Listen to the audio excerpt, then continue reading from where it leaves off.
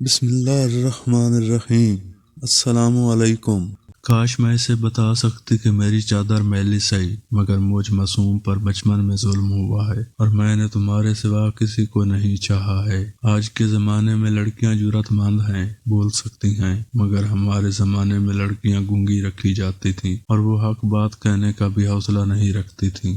یہ میرے ہوش سنبھالنے سے پہلے کی بات ہے۔ ابا کے ملنے والے ایک انکل ہمارے گھر آئے، تب میں بامشکل 7 برس کی تھی۔ میرے والد نے ان کو رہنے کے لیے گھر میں جگہ دے دی، حالانکہ ہمارا گھر 2 ہی کمرے پر مشتمل تھا۔ اس شخص کا نام وزیر علی تھا، لیکن والد اس کو ویرا بلاتے تھے۔ امی نے ویرو کے بارے میں پوچھا تو ابا نے بتایا کہ یہ میرا بچپن کا دوست ہے، ان دنوں مشکل میں ہے، اس کے پاس رہنے کی جگہ نہیں ہے، تبھی میں نے کچھ عرصہ کے لیے اپنے گھر میں ٹھہرا لیا ہے۔ ہماری دوستی بھائیوں جیسی ہے۔ اس نے اپنی مشکل بیان کی تو انکار نہیں کر سکا۔ آپ نے اچھا کیا، لیکن اس کو رات میں سلائیں گے کہاں؟ بچوں والے کمرے میں یہ بھی پڑھ کر سویا رہے گا، ابھی تو سردیاں ہیں، ورنہ رات کو چھت پر سونے کا انتظام کر دیتا۔ والدہ خاموش ہو رہی، وہ ابو سے زیادہ بحث و تکرار نہیں کرتی تھیں۔ وزیر علی اور ویرا دن کو ایک کارپینٹر کے پاس کام پر چلا جاتا اور شام کو لوٹ آتا۔ وہ کبھی خالی ہاتھ نہ آتا تھا،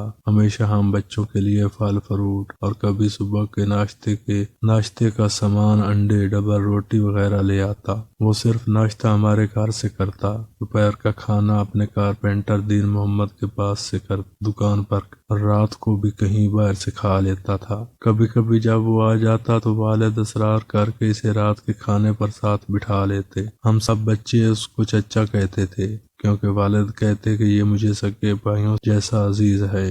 برے دنوں میں اس نے بھی ساتھ دیا تھا۔ والد کی تنخواہ زیادہ نہ تھی، گھر کا گزارا بڑی مشکل سے ہو رہا تھا، تاہم ویرا چچا کے آ جانے سے اب کچھ آسودگی آ گئی تھی۔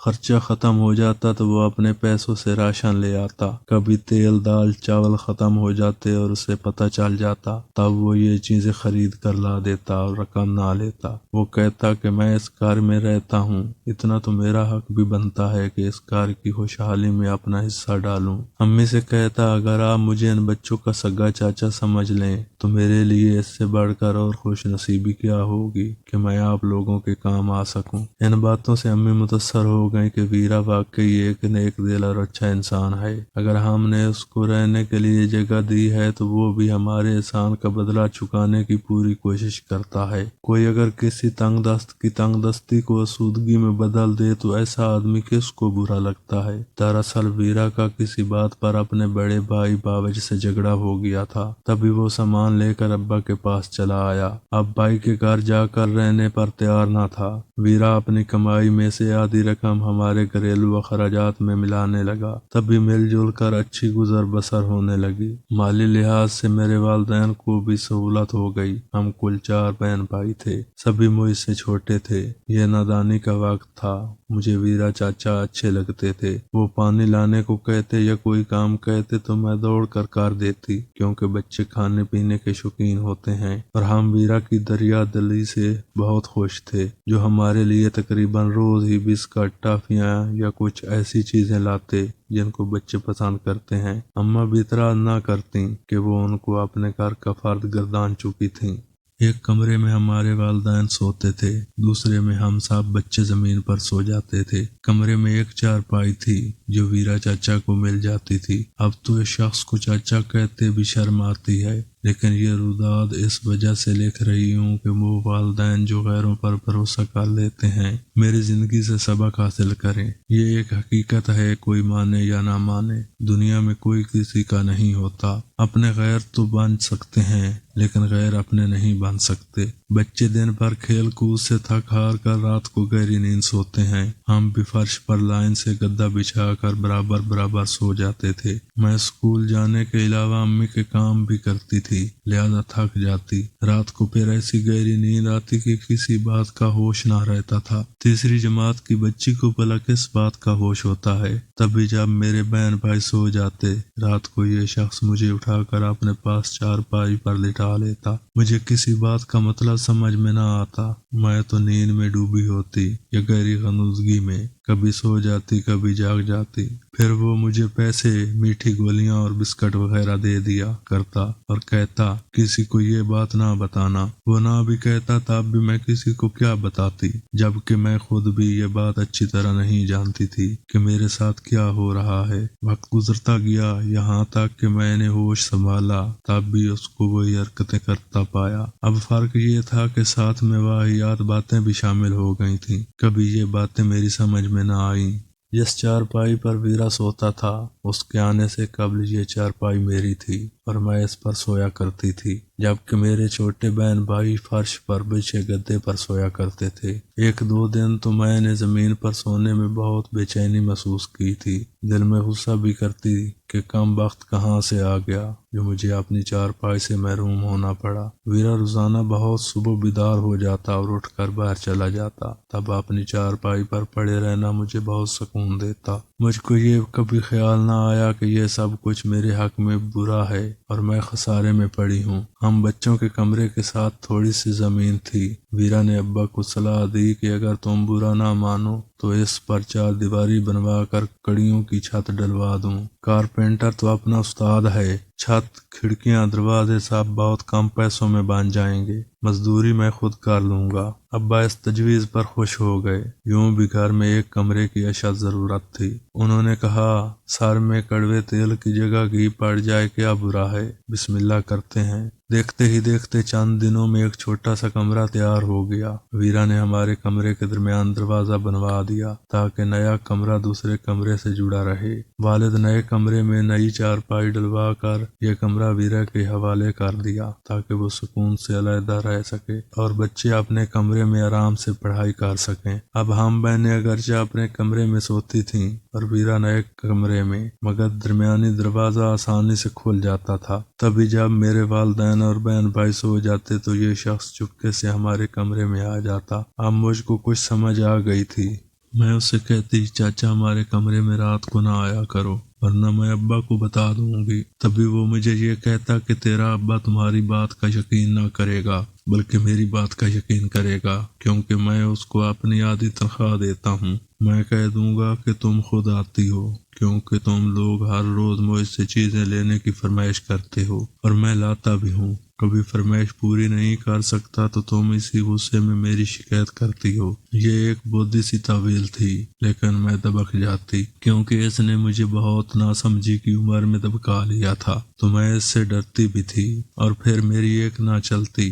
8 بار سے یہ شخص ہمارے ساتھ رہا اور اپنے معمول سے نہ ہٹا۔ ادھر میرے والدین ان کی خیر خواہی میں فکر مند رہتے تھے کہ کب تک ویرا کنوارا رہے گا، اب اس کی شادی کروا دینی چاہیے تاکہ اس کا گھر بس جائے۔ ابا کے کہنے پر والدہ نے اس کے لیے شریک حیات کی تلاش شروع کر دی۔ بالآخر ایک جان پہچان کے متوسط گھرانے میں رشتہ ڈھونڈ لیا اور وہاں ویرا کا نکاح ہو گیا۔ شادی کے بعد کچھ دن تو وہ اپنی بیوی میں کھویا رہا، پھر وہی پرانی روش دہرائی جانے لگی۔ جب اس کی بیوی میکے جاتی وہ ہمارے کمرے میں گھس آتا۔ میں کسی کو بتا بھی نہ سکتی تھی، دل ہی دل میں جلتی کرتی رہتی تھی۔ والدین نے تربیت ایسی کی تھی کہ کسی بات پر زبان کھولنا گردن زنی والی بات تھی۔ ابا سے بھی ڈرتی تھی کہ جانے کیا کر گزریں، نہ ہی تب مجھ میں اتنی ہمت تھی کہ امی کو ہی بتا دیتی۔ ویرا سے میرا جھگڑا ہو جاتا تو وہ کئی قسم کی ڈراؤنی دھمکیاں دے کر مجھے چپ رہنے پر مجبور کر دیتا۔ وہ عمر میں مجھ سے کافی بڑا تھا، تب بھی مجھ پر اس کا بہت رعب تھا۔ میں پوری طرح اس کے دباؤ میں تھی۔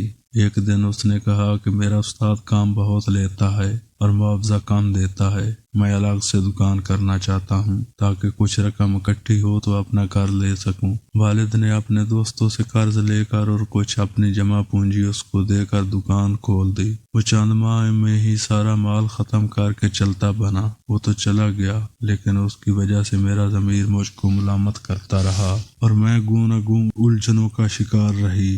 میرا خیال کہیں ہوتا، کام کہیں۔ عجیب خبتی ہو گئی تھی۔ सहेलियां मेरी हालत देखकर करती, वो समझती कि मुझको किसी से मोहब्बत है और मैं उसके ख्यालों में खोई रहती हूँ। इन्हें क्या मालूम कि मुझको अपनी दागदार रदा का गम है, जिसको एक जालिम तार तार कर गया है। मैं इम्तिहान में भी इसी वजह से कामयाब ना हो सकी। वो शख्स जा चुका था, मेरी सुनहरी उम्र भी मैली होकर निकल चुकी थी, मगर दिल की ख्वाहिश है कि ख़त्म नहीं होती। इसके बाद जितने भी हादसे मेरी ज़िंदगी में हुए, उसी शख्स को ही इनका जिम्मेदार समझती हूँ। इसके चले जाने के बाद एहसास ज़ियां में इस बुरी तरह गिरफ्तार हुई कि हर वक्त खोई खोई रहने लगी। सोच सोच कर दिमाग माफ हो गया था कि इस गंदे इंसान को कैसे मौत के घाट उतारूं। हालांकि यह काम मेरे बस का था नहीं। दुआ किया करती, खुदा करे ये कहीं चला जाए, इसका एक्सीडेंट हो जाए या ये डूब कर मर जाए। जब वो चला गया तो कुछ दिन तक मैंने शोक का सांस लिया, कदरे सुकून भी मिला। मैं अपने कज़न नुमान को बहुत चाहती थी। इसके साथ मुझको इस बात का शदीद एहसास था कि मैं इसके काबिल नहीं हूँ। अरसे तक बस चुपके चुपके उसकी परस्तिश करती रही, और मेरी बदनसीबी देखिए कि जब वो खुद मेरा बन जाने पर राजी हुआ तो मैंने खुद ही इनकार कर दिया। ये इनकार करते वक्त मेरे दिल पर क़यामत गुजर गई, लेकिन इसके सिवा चारा ना था। उन्होंने मेरा रिश्ता मेरे वालिदैन से मांगा था। हमारे दरमियान मोहब्बत का कोई चक्कर ना था, मगर नुमान मुझे पसंद करता था और इसकी दुल्हन बनना तो मेरा सबसे खूबसूरत ख्वाब था। जब वालिदैन ने हाँ कह दी तो एक रोज़ नुमान ने मुझसे बात की, बल्कि मेरी रजामंदी के बारे में पूछा। उसने मेरी राय लेते वक्त कहा था कि देखो बेना, अगर मुझको पसंद करती हो तो हाँ कहना, मैं तुमको हर कीमत पर हासिल करूंगा, मगर एक बात तुमने मुझको बतानी होगी कि तुम्हारा माजी में किसी से ताल्लुक तो नहीं रहा है, और मैं झूठ कभी बर्दाश्त ना करूंगा। ये सुनते ही मेरे सारे ख्वाब पल भर में टूट गए। भला मैं नुमान को ये कैसे बता देती कि मैं अपनी जिंदगी की सबसे कीमती मता लुटा चुकी हूँ और अब इनके काबिल नहीं रही,